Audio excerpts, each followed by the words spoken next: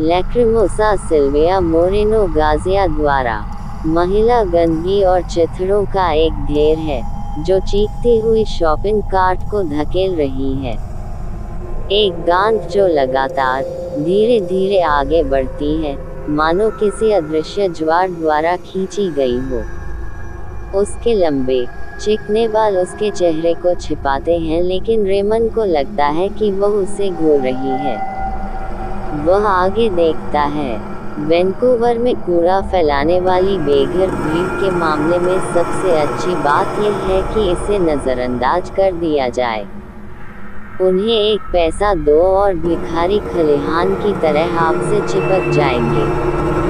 क्या तुमने मेरे बच्चों को देखा है? महिला पूछती है। उसकी आवाज़ उसके कानों पर सेंटपप उसे कांपती है। उसका दिल ऐसे हिलता है मानो किसी ने सुई चुभो दी हो। वह चलता रहता है, लेकिन अब बहुत तेज। जब तक वह फ्रिज के अंदर दूध नहीं डालता, तब तक उसे एहसास नहीं होता कि महिला के शब्दों ने उसे परेशान क्यों किया है। वह उसे लोरोना की याद दिलाती है। उसने वर्षों से उसके बारे में नहीं सोचा, तब से नहीं जब वह पोट्रेरो में रहने वाला बच्चा था। शहर में हर किसी के पास लोरोना के बारे में एक कहानी थी। सबसे आम कहानी ये थी कि उसने अपने बच्चों को नदी में डुबो दिया और उसके बाद रात में उन्हें ढूंढते हुए शहर में घूमती रही। उसकी करुण पुकार एक चेतावनी और एक शगुन है। रेमन के चाचा कैमिलो ने अपनी मां की कब्र पर शपथ ली कि एक रात घर जाते समय उसकी मुलाकात इस भूत से हुई थी। ये बरसात का मौसम था, जब नदियां उफान पर थीं और कैमिलो को दूसरी अपरिचित सड़क लेने के लिए मजबूर होना पड़ा। उसने एक सुनसान रास्ते के किनारे सफेद कपड़ों में एक महिला को कुछ नोबल्स पर झुकते हुए देखा। उसका चेहरा कांटेदार नाशपाती की कांटों से ढका हुआ था जिसे उसने बेरहमी से काटा था। वह पलटी और मुस्कुराई। उसके खुले मुंह से खून टपक रहा था और उसकी सफेदी पर दाग लग गया था। पोट्रेरो के इर्द गिर्द स्थानीय लोगों ने इसी तरह की कहानी कानाफूसी की। ये पूरी तरह से बकवास था, विशेष रूप से कैमिलो जैसे पुराने शराबी के होठों से आ रहा था, लेकिन यह एक 8 साल के लड़के के लिए विस्फोटक सामान था जो खराब टीवी सेट पर काले और सफ़ेद डरावनी फिल्में देखने के लिए देर तक जागता था।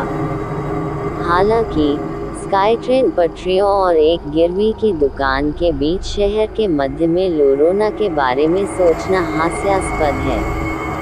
रेमन ने कभी भी भूतों की कहानियां अपने सूटकेस में नहीं रखी, और पोट्रेरो और लोरोना बहुत दूर हैं।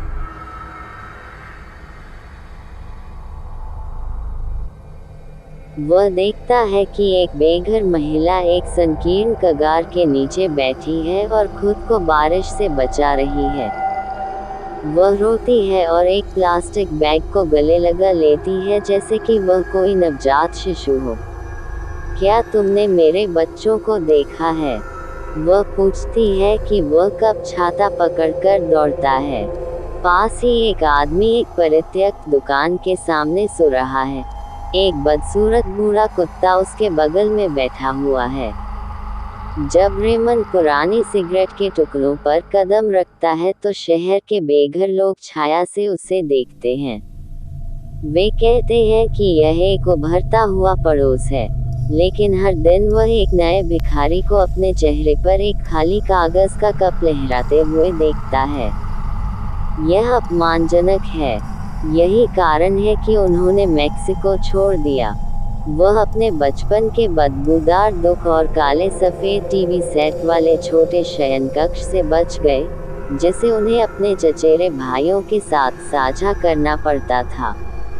उसके घर के पीछे कांटेदार नाशपाती और खालीपन था। न सड़कें, न इमारतें, बैंगनी क्षितिज द्वारा निगल लिया गया बस एक बंजर कुछ भी नहीं। यह विश्वास करना आसान था कि लोरोना वहाँ घूमता था, लेकिन वैंकूवर में नहीं, जो नया और चमकदार है, लेटेस और छोटे कॉन्डो के साथ झागदार है। कुत्ते चिल्ला रहे हैं, वे उसे डराते हैं। जंगली आवारा जानवर जो रात में घर के पीछे घूमते हैं।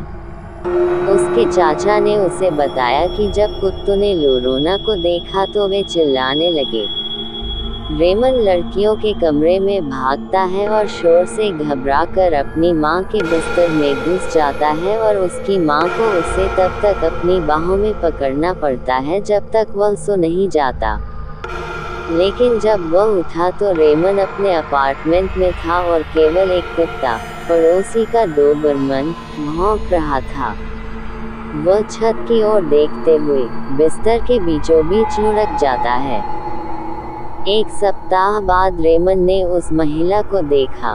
उसकी बाहें उसके घुटनों के चारों ओर लिपटी हुई थी। मेरे बच्चे, वह अपने गंदे बालों के बादल से अपना चेहरा छिपाते हुए पूछती है। मेरे बच्चे कहाँ हैं? उसके पागलपन में उबक आए, एक घृणित दृश्य नासूर की तरह बढ़ रहा है और उसकी सड़कों पर आक्रमण कर रहा है। ठीक उस अन्य बेघर की तरह जो इलाके में गंदगी फैला रहा है।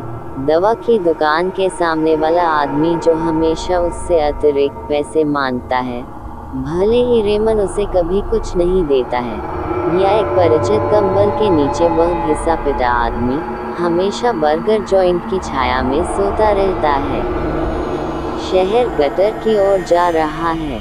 निश्चित रूप से यह अपनी ऊंची कांच की इमारतों और पहाड़ों के साथ दूर से सुंदर दिखता है, लेकिन नीचे नशेड़ियों और शराबियों का एक निराशाजनक झुंड है जो दृश्य को खराब कर देता है। यह उसे पोट्रेरों और टपकती छत वाले शयनकक्ष की याद दिलाता है। वह उस छोटे से पीले रिसाव को देखता रहा जो उसके बिस्तर के ऊपर एक अश्लील काला धब्बा बन गया था, जब तक कि एक दिन उसने अपना सामान नहीं उठाया और उत्तर की ओर नहीं चला गया। उसका मन हुआ कि वह अपने युवा आवेग को दोहराए, अपना सामान डफल बैग में इकट्ठा करे और वैंकूवर के बुरे आसमान को छोड़ दे। लेकिन उसके पास वह कोंडो था जो एक दिन मार डालेगा अगर वह धैर्यवान हो, उसकी नौकरी हो और अन्य सभी अंक हों जो 40 की उम्र पार करने वाला व्यक्ति जमा कर सकता है। शायद कुछ साल पहले अब ये समय की भारी बर्बादी जैसा लग रहा था। रेमन इस सोच के साथ खुद को सांत्वना देने की कोशिश करता है कि एक दिन जब वह सेवानिवृत्त होगा तो वह प्राचीन सफ़ेद समुद्र तटों और नीले हरे समुद्रों के एक उष्णकटिबंधीय द्वीप में चला जाएगा जहां मानवता के अवशेष कभी भी किनारे पर नहीं आ सकते। वह किराने का सामान खरीदने गया है और वह सुपरमार्केट के पीछे गली में कूड़े से डिब्बे उठा रही है। लोरोना, जब वह छोटा था, अमेरिका में नया आया था तो वह हर साल अपनी मां को एक पोस्ट कार्ड भेजता था। वह कोई पैसा नहीं भेज सका क्योंकि बर्तन धोने के लिए आपके पास ज़्यादा पैसे नहीं बचते थे और वह अक्सर फ़ोन नहीं कर पाता था क्योंकि उसने एक घर में एक कमरा किराए पर लिया था और वहाँ कोई फ़ोन जैक नहीं था। यदि वह कॉल करना चाहता था तो उसे सड़क पर स्थित पे फ़ोन का उपयोग करना पड़ता था। इसके बजाय उन्होंने पोस्ट कार्ड भेजे। कामिल को ये पसंद नहीं आया। उनकी बहन ने उनकी मां के लिए वित्तीय सहायता की कमी के बारे में शिकायत की। मुझे मां की देखभाल क्यों करनी है? मैं उसके साथ घर में क्यों फंस गया हूँ? उसने उससे पूछा। नाटकीय मत बनो। तुम्हें माँ के साथ रहना अच्छा लगता है। आप कैलिफोर्निया में हैं और कभी भी भगवान को कोई पैसा नहीं भेजेंगे। यह आसान नहीं है। यहाँ भी यह आसान नहीं है। रेमन, आप अन्य सभी घटिया आदमियों की तरह ही हैं। बस उतार रहा हूँ और ज़मीन और महिलाओं को पीछे छोड़ रहा हूँ। जब माँ बूढ़ी और बीमार हो जाएंगी तो उनकी देखभाल कौन करेगा? फिर घर की सफाई और धूल कौन उड़ाएगा? किस बकवास पैसे से? मैं यह नहीं कर रहा हूँ, रेमन। अलविदा, कामेन। कुछ चीजें हैं जिनसे आप छुटकारा नहीं पा सकते, रेमन, उसकी बहन चिल्लाई। उनकी बहन ने उनकी माँ के लिए वित्तीय सहायता की कमी के बारे में शिकायत की। मुझे माँ की देखभाल क्यों करनी है? मैं उसके साथ घर में क्यों फंस गया हूँ? उसने उससे पूछा। नाटकीय मत बनो। तुम्हें माँ के साथ रहना अच्छा लगता है। आप कैलिफोर्निया में हैं और कभी भी भगवान को कोई पैसा नहीं भेजेंगे। यह आसान नहीं है। यहाँ भी यह आसान नहीं है, रेमन। आप अन्य सभी घटिया आदमियों की तरह ही हैं। बस उतार रहा हूँ और जमीन और महिलाओं को पीछे छोड़ रहा हूँ। जब माँ बूढ़ी और बीमार हो जाएंगी तो उनकी देखभाल कौन करेगा? फिर घर की सफाई और धूल कौन उड़ाएगा? किस बकवास पैसे से? मैं यह नहीं कर रहा हूँ, रेमन। अलविदा, कामेन। कुछ चीजें हैं जिनसे आप छुटकारा नहीं पा सकते, रेमन, उसकी बहन चिल्लाई। यह एक खराब दोपहर है। काम पर और सड़कों पर गधे। और फिर एक तेज, ऋणित बारिश होती है, लगभग कीचड़ की तरह जो फुटपाथों को निगल जाता है। उसने अपना छाता खो दिया है और अपने हाथों को जैकेट की जेबों में फंसाकर सिर नीचे करके चल रहा है। 4 और ब्लॉक और वह घर पर होगा।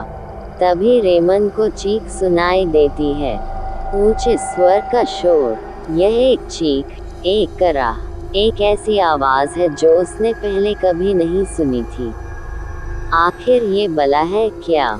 वह मुड़ता है और देखता है और वह बूढ़ी औरत है जिसे उसने लोरोना नाम दिया है, जो उसकी शॉपिंग कार्ट को धक्का दे रही है। छी छी, छी छी। उसके प्रत्येक कदम से कदम मिलाते हुए गाड़ी चलती है। चीख, चीख। धीमी गुनगुनाहट से एक धात्विक चहचहाहट गूंज उठी। बच्चे, बच्चे, बच्चे। चीख, चीख, चीख। पुरानी लय वाला एक धातु मंत्र। वह तेज चलता है। गाड़ी उसकी गति से मेल खाती है, पहिए घूमते हैं। वह अपने प्रयासों को दोगुना कर देता है। रोशनी बदलने से पहले सड़क पार करने की जल्दी करता है।